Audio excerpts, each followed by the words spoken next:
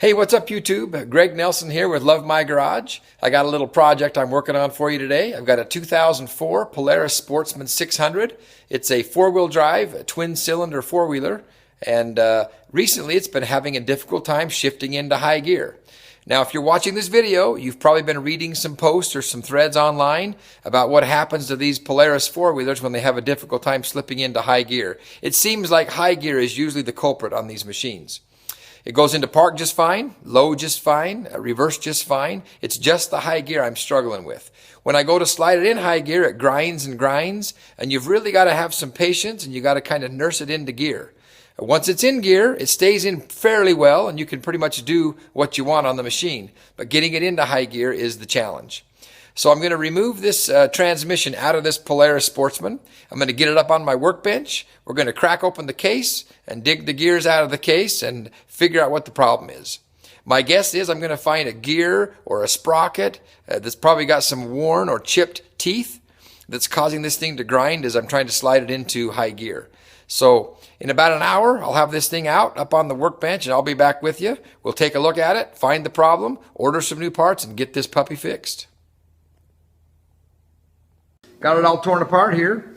You can see the cavity where the transmission is noticeably absent because I got it torn out and set up here on my workbench, and that was quite a job.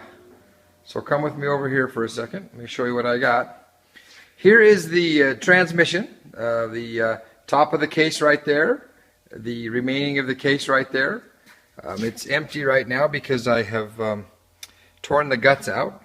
Actually, I didn't tear them out, I just lifted them out. They come out pretty easy. Here's the shifting fork. And I want to show you what I found. Here's the old gear that I just took out. And this gear right here, this is this gear that you're looking at right here.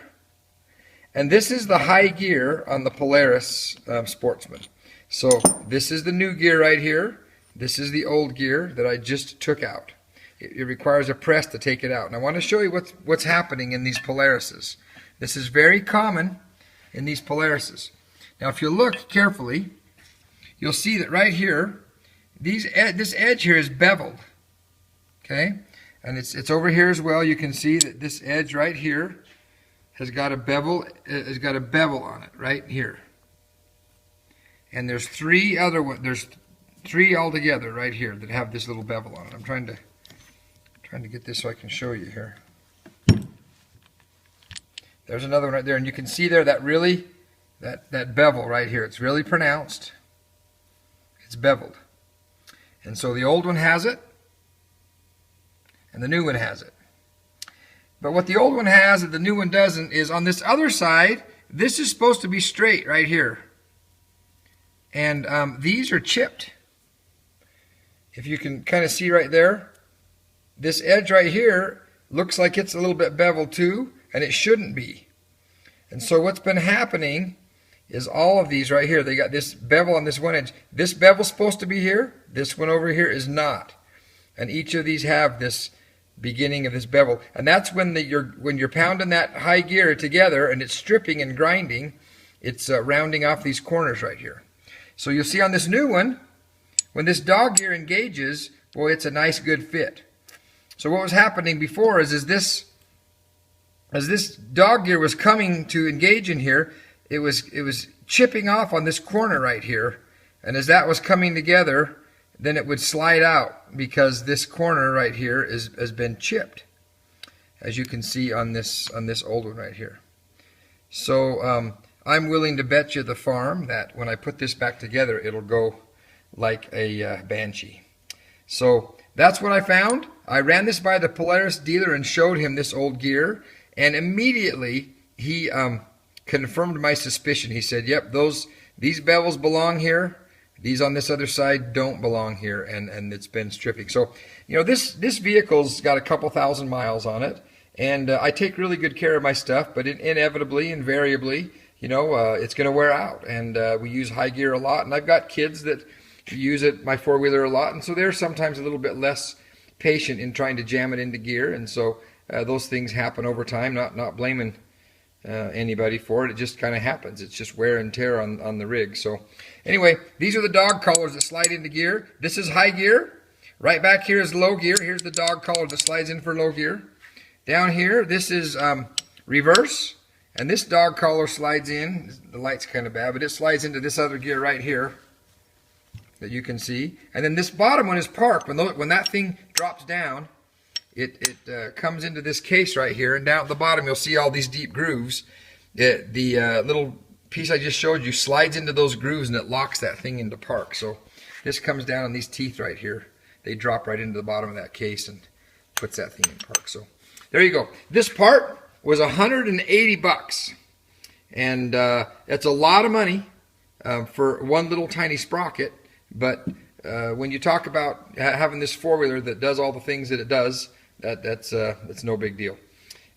They wanted about $300 at the dealership just to tear this transmission apart, to remove it from here, and to take the lid off, and to pull these guts out and lay them on the bench to tell me what was wrong. They wanted $300 to do that. And so I did that myself. It took me about an hour.